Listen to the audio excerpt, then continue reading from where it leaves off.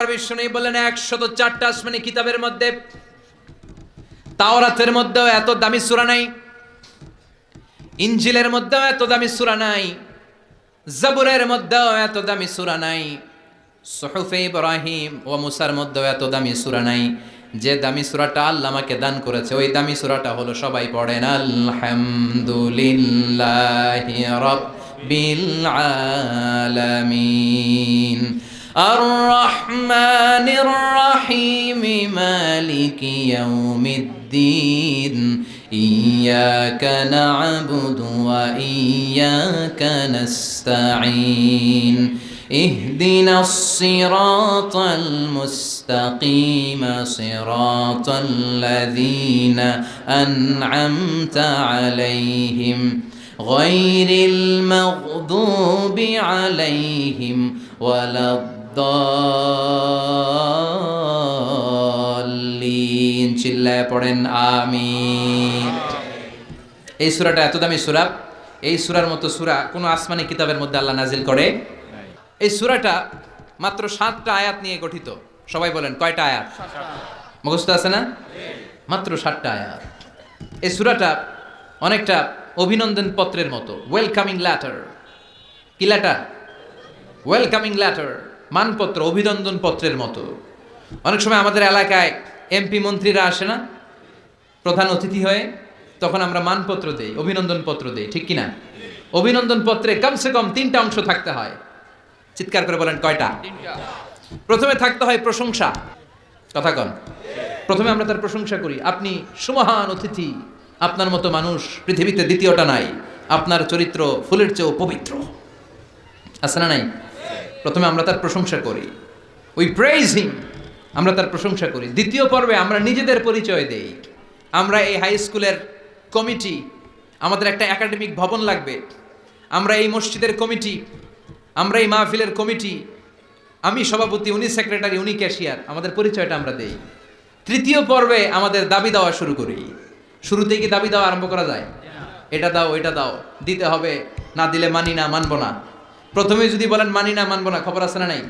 তারপরে নিজেদের পরিচয় পেশ করতে হয়, তারপরে দাবি দেওয়া পেশ করতে হয়। সূরাতুল ফাতিহাটা হুবহু এরকম একটা অভিনন্দন পত্রের মতো। 7টা আয়াতের প্রথম 3 আয়াতে কেমন করে আমরা আল্লাহর প্রশংসা করব, আল্লাহর গুণকীর্তন করব, আল্লাহ সেটা শিখাইয়া দিলেন। সুবহানাল্লাহ নাই? চতুর্থ আয়াতে কেমন করে আমরা আমাদের নিজেদের পরিচয়টা আল্লাহর কাছে পেশ করব, সেটা আল্লাহ শিখাইয়া দিলেন। এরপরে আমাদের দাবি দেওয়া আল্লাহর কাছে আমরা কেমন করে পেশ করব, ওইটাও আল্লাহ শিখাইয়া দিলেন। তাহলে প্রথম 3টা আয়াতে আল্লাহ তাআলার প্রশংসা কেমন করে করতে হয় আল্লাহ শিখালেন। চতুর্থ আয়াতে কেমন করে আমাদের পরিচয়টুকু আল্লাহর কাছে পেশ করব, আল্লাহ সেটাও শিখাইয়া দিলেন। শেষের 3টা আয়াতে কি দাবি দেওয়া আমাদের পেশ করা দরকার, আমাদের চেয়ে ভালো জানে কে? কেউ যেটা জানে না, জানে কে? আমরা আমাদেরকে যত ভালোবাসি, আমাদেরকে আমাদের চাইতে বেশি ভালোবাসে কে? সুবহানাল্লাহ। বাড়িতে গিয়ে কইন, আপনি আপনারে যত ভালোবাসেন আল্লাহ তাআলা আপনার চাইতে আপনার বেশি ভালোবাসে। আল্লাহু আকবার।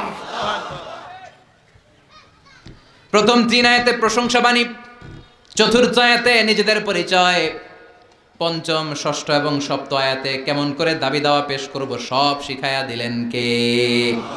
এই সূরাতুল ফাতিহা, এটা কিন্তু আল্লাহর সাথে আমাদের কনভারসেশন বুঝেন তো? কথোপকথন, ডায়ালগ। আমরা তো গড়গড় করে পড়ে শুধু সামনে আগাই, আসলে পড়াটা এমন নয়। সূরাতুল ফাতিহা যখন পড়ি, এই 7টা আয়াত পড়ার সাথে সাথে আল্লাহ তাআলা আমাদের সাথে কথা বলেন। আমরা যখন বলি আলহামদুলিল্লাহি রাব্বিল আলামিন, তখন আল্লাহ আমাদের সাথে কথা বলেন।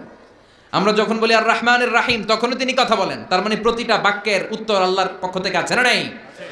আমরা যখন পড়ি আলহামদুলিল্লাহি রাব্বিল আলামিন, আল্লাহ ফেরেশতাদের ডেকে বলে হামিদানি আব্দি, নজর করে দেখ আমার বান্দা আমার প্রশংসা শুরু করে দিয়েছে।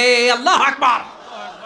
তোদেরকে বলেছিলাম ইন্নী জাইলুন ফিল আরদি খলিফা, আমি দুনিয়ার বুকে মানুষ বানাবো। তোরা বলেছিলি মানুষ বানিয়ে লাভ নাই, আমরাই তো ভালো। কেন আপনি মানুষ বানাবেন?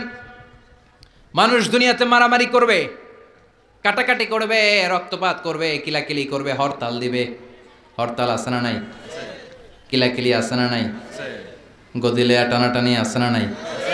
মানুষ তো রক্তপাত করবে। আল্লাহ মানুষ কেন? আমরাই তো ভালো। আল্লাহ বলেছিলেন ইন্নী আ'লামু মা লা তা'লামুন, আমি যেটা জানি তোরা সেটা জানিস না। চিৎকার করে বলেন ঠিক কিনা? তো ফেরেশতাদেরকে দেখানোর জন্য আল্লাহ বলবেন হামিদানি আব্দি, দেখ তোরা মানুষ বানাতে নিষেধ করেছিলি, নজর করে দেখ আমার বান্দা আমার প্রশংসা গাওয়া শুরু করে দিয়েছে। এরপর আমরা যখন বলি আর রহমানির রাহিম, আপনি দয়ালু, আপনি মেহেরবান, আল্লাহ বলে নজর করে দেখ আসনা আলাইয়া আবদি, আমার বান্দা আমার গুণকীর্তন করা শুরু করেছে। আমরা যখন পড়ি মালিক ইয়াউমিদ্দিন, আল্লাহর সাথে সাথে বলে দেয় মাজ্জাদানি আবদি, আমার বান্দা আমার মর্যাদার বর্ণনা দিয়েছে। সুবহানাল্লাহ। এরপর আমরা যখন বলি ইয়্যাকা না'বুদু ওয়া ইয়্যাকা নাস্তাঈন, আল্লাহ বলে হাযা বাইনি ওয়া বাইনা আবদি, এই কথাটা আমার আমার বান্দার সাথে সম্পৃক্ত, এটা আমার আর আমার গোলামের ব্যাপার। এত চমৎকার কথা আমার বান্দা বলেছে, আমি আমার বান্দার উপর এত খুশি হয়েছি, এখন আমার বান্দা আমার কাছে যা চাইবে তাই দিয়ে দেব। এভাবে কনভারসেশন হয়, আমরাও বলি আল্লাহও বলে, আমরা বলি উনি শোনেন, উনি বললে আমরা শুনি। এরকম একটা ফিলিংস আমাদের অন্তরের ভেতরে থাকার দরকার আছে না নাই? 7টা বাক্য, শুধুমাত্র কেবলমাত্র কয়টা বাক্য? 7টা। চিল্লায় বলেন। সালাতের মধ্যে আমাদের অনেকের মনোযোগ থাকে না, এরকম একটা অভিযোগ অনেকের আছে না নাই? হুজুর অনেক চেষ্টা করে মনটারে ধরে রাখতে পারে না, মন একবার এদিকে যায় আরেকবার ওদিকে যায়, একবার ডানে একটা বায়ে। মনকে আরবিতে বলে কলব। চিল্লায় বলেন মনকে আরবিতে কি বলে? কলব শব্দের অর্থ হচ্ছে নাড়াচাড়া করে, যেটা পরিবর্তন হয়। পৃথিবীতে সবচাইতে নাড়াচাড়া করে যে জিনিসটা এদিকে দিকে ছোটে, ওটা হচ্ছে মন।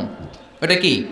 পাগল মোহন, মোহন রে মন কেন এত কথা বলে, কত কথা কয় এই মন, কত দিকে যায় এই মন। এখন আমার মনে আছে এখানে একটু পরে ছুটছে ঢাকা, এরপরে সৌদি, এরপরে আমেরিকা, পাসপোর্ট ভিসা কিছু লাগছে, কথা কন। এটা খুব দ্রুত ছুটে চলে যেতে পারে, এজন্য এটাকে ধরে রাখতে হয়। নামাজের মধ্যে যদি মনটারে ধরে রাখতে হয়, কি কি পড়তেছেন অর্থ জানার দরকার আছে না নাই? আসুন আজকের এই তাফসির মাহফিলে অন্তত প্রতিদিন সূরাতুল ফাতিহার মধ্যে যে 7টা আয়াত আমরা পড়ি, এগুলোর অর্থ জেনে যাই, কি বলে আল্লাহর প্রশংসা করি, জানার দরকার আছে না নাই? আসুন মনোযোগ দিয়ে একটু শিখার চেষ্টা করি। প্রথম আয়াতে আল্লাহ বলছেন আলহামদুলিল্লাহি রাব্বিল আলামিন, সকল প্রশংসা বহুমাত্রিক জগতের প্রতিপালক আল্লাহ তাআলার জন্য। সুবহানাল্লাহ পড়েন। আর রহমানির রাহিম, দয়াময় মেহেরবান প্রভু হে। মালিক ইয়াউমিদ্দিন, তিনি প্রতিফল দিবসের মালিক। ইয়্যাকা না'বুদ ওয়া ইয়্যাকা নাস্তাঈন, আমরা শুধুই আপনার ইবাদত করি, আমরা শুধুই আপনার কাছে সাহায্য চাই। ইহদিনাস সিরাতাল মুস্তাকিম, প্রভু হে আপনি সহজ সঠিক সহজ সরল পথের দিশা দেন। সিরাতাল্লাযীনা আন'আমতা আলাইহিম, তাদের পথ যে পথে আপনার রহম বরকত অবারিত। গায়রিল মাগদুবি আলাইহিম ওয়ালাদ-দাল্লিন, আমরা অভিশপ্তদের পথও চাই না, আমরা পথভ্রষ্টদের পথও চাই না। আমিন। চিৎকার করে পড়েন আমিন। তার মানে প্রথমে কি করে প্রশংসা করব আল্লাহ শিখালেন, পড়েন আলহামদুলিল্লাহি রাব্বিল আলামিন, সকল প্রশংসার মালিক বহুমাত্রিক জগতের পালনকর্তা আল্লাহর জন্য। প্রশংসা কার জন্য? আল্লাহর জন্য। চিৎকার করে বলেন প্রশংসা কার? আল্লাহ। প্রথম শব্দটা হচ্ছে আলহামদু। প্রথম শব্দটা কি? হামদুন মানে প্রশংসা। আওয়াজ করে জবাব দিতে হবে মুসলমান, হামদুন মানে কি? প্রশংসার মালিক কে? আল্লাহ।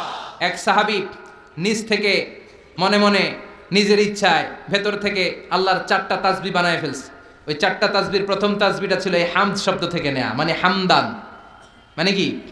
কাসীরান তাইয়িবান মুবারাকান ফি।